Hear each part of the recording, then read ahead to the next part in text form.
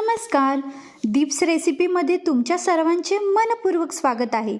गणपती बाप्पाचा आवडीचा नैवेद्य म्हणजे मोदक. तो वेगवेगळ्या प्रकारे बनवला जातो.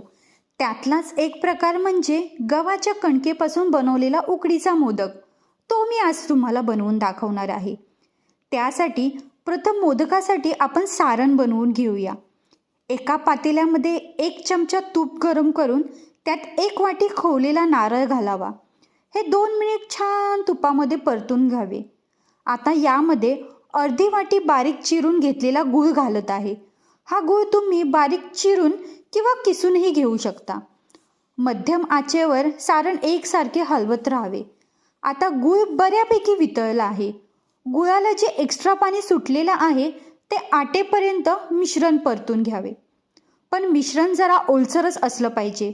यामध्ये जर तुम्हाला आवडत असतील तर ड्रायफ्रूटचे काप घालावेत आणि 1 लहान चमचा वेलची जायफळची पूड घालावी. आता गॅस बंद करून सारण थंड करायला ठेवावे. आता आपण पारीसाठी लागणारी कणिक भिजवून घेऊया. यासाठी एका बाउलमध्ये 1 वाटी गव्हाचे पीठ घेतले आहे. त्यामध्ये चवीनुसार मीठ आणि 1 चमचा तूप घेऊन छान मिक्स करून घेऊया. आपण चपातीसाठी जी कणिक भिजवतो ना त्यापेक्षा जरा घट्ट अशी कणिक भिजवायची आहे. आता 10 मिनिटांनी भिजलेल्या कणकेच्या पेढ्याच्या आकाराच्या लहान लहान गोळ्या करून घ्यायच्या. त्यातल्या एका गोळीला दोन्ही साईडने पीठ लावून पुरीच्या आकाराची पोळी लाटून घ्यावी. पोळी लाटताना ती कडेने लाटून मध्ये जरा जाडसर ठेवायची आहे, म्हणजे मोदक वाफवताना खालून फुटत नाहीत. अशा प्रकारे सगळ्या पाऱ्या लाटून झाल्या आहेत. आता मोदकासाठी एक पारी घेऊन त्यामध्ये 2 लहान चमचे सारण घेतले आहे. पारीच्या कडा चिमटीने खालपर्यंत दाबून त्याच्या कळ्या पाडायच्या आहेत. अशा प्रकारे सगळ्या साईडने कळ्या पाडून झाल्या की जवळच्या 2 ते 3 कळ्या एकत्र करून हलक्या हाताने चिकटून घ्यायच्या आहेत. आता जोडलेल्या कळ्या खोलगट हात करून एकत्र करून मोदकाचा आकार द्यावा. ही फार सोपी पद्धत आहे. झटपट मोदक पाहिजे असतील तर हे गव्हाच्या पिठाचे चविष्ट मोदक तुम्ही बनवू शकता.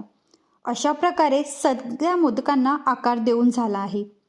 मोदक वाफवण्यासाठी एका पातेल्यामध्ये 2 ग्लास पाणी उकळून एका चाळणीला व्यवस्थित तेल लावून पातेल्यावर ठेवले आहे. तेल लावल्यामुळे मोदक वाफवल्यानंतर तळाला चिकटून राहणार नाहीत.